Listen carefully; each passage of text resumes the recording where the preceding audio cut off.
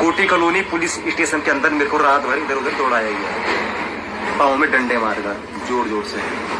और जब मेरे को प्यास लगेगी, मेरे को पानी चाहिए पीने के लिए, फिर उस गिलास में थूक कर मेरे को पानी पिलाएगा। और फिर कुछ देर बाद वो आया इंस्पेक्टर धर्मेंद्र, वो सब इंस्पेक्टर बाबू खान आया, संजीत कुमार आए। और जैसे ये बाबू खान आया तो लातों से मारने लगा मेरे को। फिर वो सबके जितने भी पुलिस वाले थे वहाँ, इंस्पेक्टर धर्मेंद्र उनके लगे ना, अब सबके जूते चाट गए। फिर सबके जूते चटवाए उसने मेरे से, जितने भी थे वहाँ, कांस्टेबल, सब इंस्पेक्टर और इंस्पेक्टर, सबके मतलब जूते चटवाए उसने। फिर उसने बोला, इंस्पेक्टर धर्मेंद्र ने, आप तुम क्या करता था? मैं उनको बता दूं कि मैं पुलिस में वीडियो बनाता था, भ्रष्टाचार पर वीडियो बनाता था, जहाँ पर कुछ गलत होता था मैं वीडियो बनाता था पुलिस पे। दोस्तों देर तक फिर तो प्यास लगी, मैंने पानी मांगा पीने के लिए, तो एक कांस्टेबल है शेखर गिलास में पानी लाया। तब ये इंस्पेक्टर धर्मेंद्र उनके क्या बोलते हैं, इस गिलास को इधर ला के, फिर उसने थूका उसमें। फिर मेरे को बोला कि अब पी की इसे। फिर उसने वो पानी पिलवाया मेरे को अपने थूक का। फिर हाथ में फिर इससे उन्होंने बर्फ का गोला भी निकलवाया था, बर्फ का गोला भी पकड़वाया मेरे को। सर में जूते मारे, जूते चटवाए, पेशाब की। जय हिंद, जय भारत, वंदे मातरम। मैं रविंद्र भोजी। साथियों, अभी एक उत्तराखंड का एक वीडियो किसी ने मेरे पास भेजा है और उसने पुलिस के ऊपर आरोप लगाए हैं कि पुलिस स्टेशन में उस बंदे को ले जाया गया। वो बंदा एक YouTube चलाता है और YouTube में पुलिस वालों के करप्शन के वीडियो उसने डाले थे, जैसा कि जानकारी मिल रही है। और बहुत से नीचे पुलिस वालों की शिकायत उसने SSP तक की थी। उससे पुलिस के कुछ लोग उससे नाराज थे और उसको उठाकर ले गए कि भाई आजा, तेरे को SSP साहब बुला रहे हैं। और थाने में ले जाकर उसके साथ मारपीट की है। और मारपीट का जो स्तर है वो बता रहा है वीडियो में कि भाई उसके मतलब मारा, यहाँ तक कि उसको पेशाब निकाल दिया। उसके बाद पेशाब पीने के लिए बोला, पानी मांगा तो पानी के गिलास में थूक कर दिया। हालांकि इन चीज़ों की हम पुष्टि नहीं करते हैं क्योंकि इन चीज़ों का कोई सबूत नहीं है। लेकिन अगर बंदा आरोप लगा रहा है तो वहाँ के सारे CCTV खंगाले जाएं और इसके ऊपर CBI इंक्वायरी बैठाई जाए। एक बार पहले भी पुलिस वालों की छवि खराब हो चुकी है। एक केस आया था, शायद वो उत्तराखंड, उस समय यूपी नहीं बना था, तब का केस है। एक फेक एनकाउंटर किया था पुलिस वालों ने और उसमें भी सेम यही कहानी थी कि एक बंदा कोई पुलिस वालों से किसी बात पर बहस कर लेता है और पुलिस वाला उसको थप्पड़ मारता है, तो वो बंदा भी उल्टा पुलिस वालों को थप्पड़ मार देता है। कुछ ऐसी कहानी थी। उसके बाद पुलिस उसको उठाकर थाने ले जाती है और बैठकर एक षड्यंत्र रचती है और जंगल में ले जाकर उसका एनकाउंटर कर देती है। लेकिन बोलते हैं ना, सच्चाई जमीन फाड़कर बाहर आती है। और सच्चाई बाहर आई, उसकी उनके घर वालों ने, और इसी तरह सोशल मीडिया पर वो चीज़ें वायरल हुई और वायरल के बाद में उसकी CBI इंक्वायरी हुई और उस केस में 12 पुलिस वाले जेल गए हैं। अभी तक जेल में सड़ रहे हैं वो। और ऐसे लोगों को जेल में सड़ाना चाहिए जो अपने पावर का दुरुपयोग करते हैं। हालांकि मैं फिर कह रहा हूं कि अभी तक हमारे पास कोई ठोस सबूत नहीं है। हो सकता है बंदा झूठ बोल रहा हो, पुलिस सही बोल रही हो, या हो सकता है बंदा सही बोल रहा हो, पुलिस झूठ बोल रही है। तो इस चीज का निर्णय तो तभी निकलेगा जब इस पर इंक्वायरी बैठाई जाए, और वो भी CBI इंक्वायरी। उत्तराखंड के बहुत से साथियों ने मेरे पास भेजा है। एक दो मैंने वहाँ के न्यूज़ के कुछ वीडियो भी देखे हैं और कुछ लोग भी कह रहे हैं कि आज एक बंदे ने आवाज़ उठाई और उसके साथ पुलिस ये कर रही है, तो इसका मतलब कल किसी और का भी नंबर हो सकता है। तो मैं चाहूँगा कि इस बंदे का वीडियो देखें और ज़्यादा से ज़्यादा शेयर करें और इस बंदे के लिए CBI इंक्वायरी की मांग करें। वहाँ की सरकार को और केंद्र सरकार को कहना चाहता हूँ कि लोकतंत्र में ये जो इस तरह की घटनाएं होती है, ये लोकतंत्र की जड़ें हिला रही हैं। पुलिस आउट ऑफ कंट्रोल होते जा रही है धीरे धीरे। पुलिस एक्ट जो कि 1860 में बना था, 1857 में जब हमारे देश ने आज़ादी के लिए कुछ क्रांतिकारियों ने विद्रोह किया था, सेना का एक विद्रोह हुआ था, उस समय 1860 में अंग्रेजों ने पुलिस एक्ट बनाया था। ये पुलिस बनाई थी, पहले पुलिस नहीं थी। और वो इसीलिए बनाई थी कि भारतीयों को कैसे दबाकर रखे, किस तरह ये आज़ादी की मांग करें तो इनको मारा जाए, बिना सबूत के ही उठाकर जेल में डाल दिया जाए। इस तरह की बहुत से कानून थे जो सिर्फ अंग्रेजों ने हिंदुस्तान को दबाकर बनाकर रखे थे, हिंदुस्तानियों को दबाने के लिए। आज भी वही 1860 का पुलिस एक्ट चल रहा है। बस आईपीसी, इंडियन पेनल कोड को भारतीय न्याय संहिता BNSS में तब्दील कर दिया मोदी जी ने। और मोदी जी सोच रहे हैं कि मैंने बहुत बड़ा काम कर दिया। मोदी जी नाम बदलने से नहीं, काम बदलने से।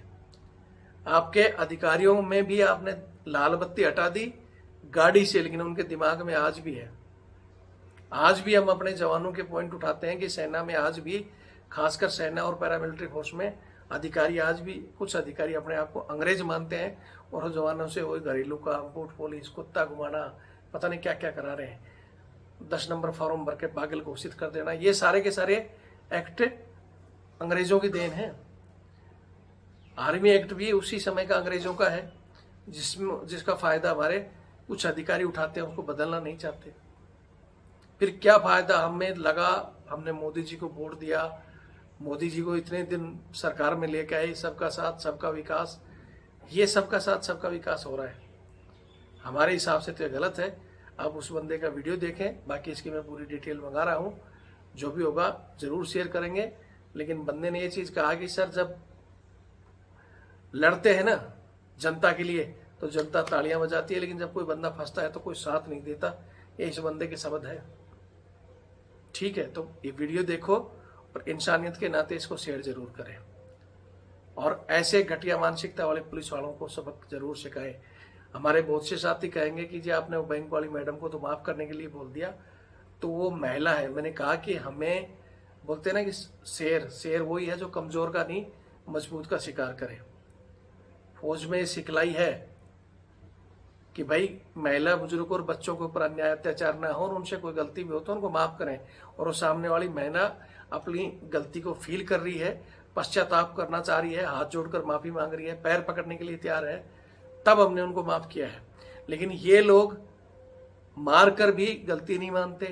कुछ दिन पहले जयपुर में ही फौजी को ही 100 डंडे मारकर बोला था कि फौजी पुलिस वालों के बाप है, बोल, लेकिन हालांकि वो बंदा बोला नहीं।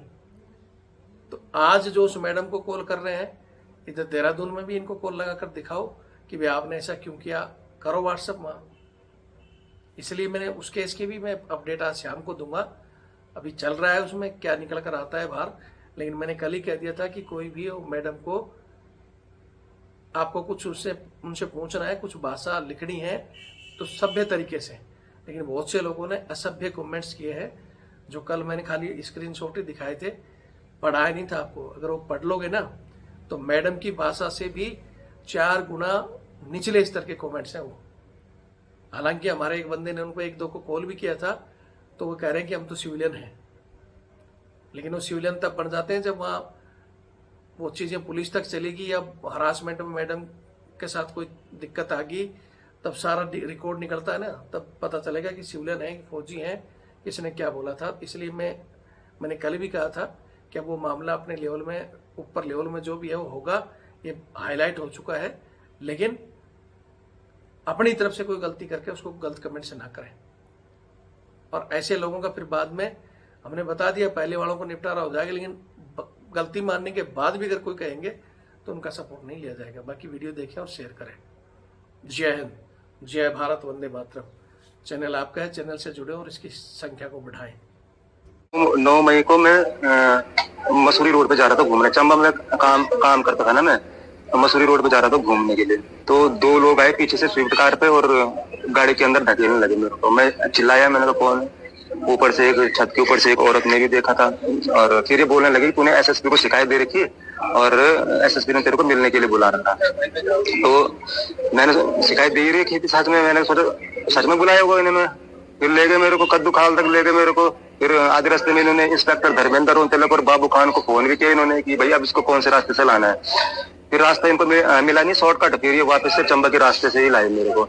और फिर ये ले गए मेरे को कोटी कॉलोनी पुलिस स्टेशन में। यहाँ थोड़ी देर में बैठा, फिर थोड़ी देर बाद वहाँ आया धर्मेंद्र रोहतक इंस्पेक्टर। और जैसे ही वो आया थप्पड़ मारे मेरे को नंगा किया और डंडे से बेल्ट से मार मार के जब मेरी पेशाब निकल गई तब ये इंस्पेक्टर धर्मेंद्र रोहतक बोलते हैं कि अभी इस पेशाब को पी की। फिर जब मना किया तो फिर इन्होंने पीटा, फिर मैं पीनी पड़ी वो मजबूरी में पेशाब पी। फिर मारते गए। फिर वहाँ कुछ देर बाद वो आया इंस्पेक्टर सब इंस्पेक्टर बाबू खान आया, संजीत कुमार आए। और जैसे ये बाबू खान आया तो लातों से मारने लगा मेरे को। फिर वो सबके जितने भी पुलिस वाले थे वहाँ इंस्पेक्टर धर्मेंद्र रोहतक बोला आप सबके जूते चाट दो। फिर सबके जूते चटवाए उसने मेरे से, जितने भी थे वहाँ कांस्टेबल सब इंस्पेक्टर और इंस्पेक्टर सबके मतलब जूते चटवाए उसने। फिर उसने बोला इंस्पेक्टर धर्मेंद्र ने आप तुम बाहर जाओगे। फिर सारे लोग बाहर गए। फिर उसने मेरे सर में पेशाब की, धर्मेंद्र रोहतक ने पेशाब की। तो तब फिर सब लोग मेरी पीठ उल्टा कर रखा था मेरे को।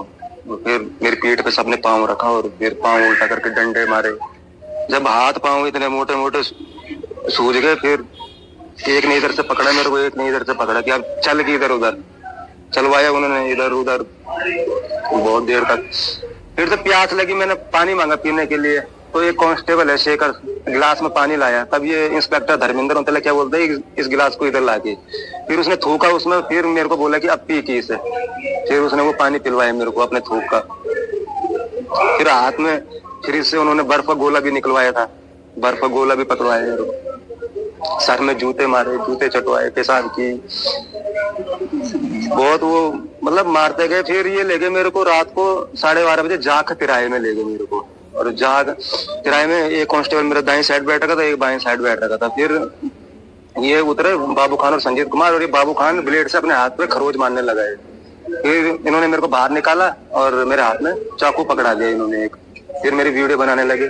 फिर ये जा रहे थे मेडिकल करवाने वहाँ नई टिहरी। जैसे ये जाग तिराए से 2-4 किलोमीटर आगे गए तो इनको पता नहीं किसका फोन आया कि अभी का प्लान कैंसिल करो, अब सुबह का प्लान बनाना है। फिर ये मेरे को कोटी कॉलोनी पुलिस स्टेशन में वापस ले गए। फिर मारा इन्होंने।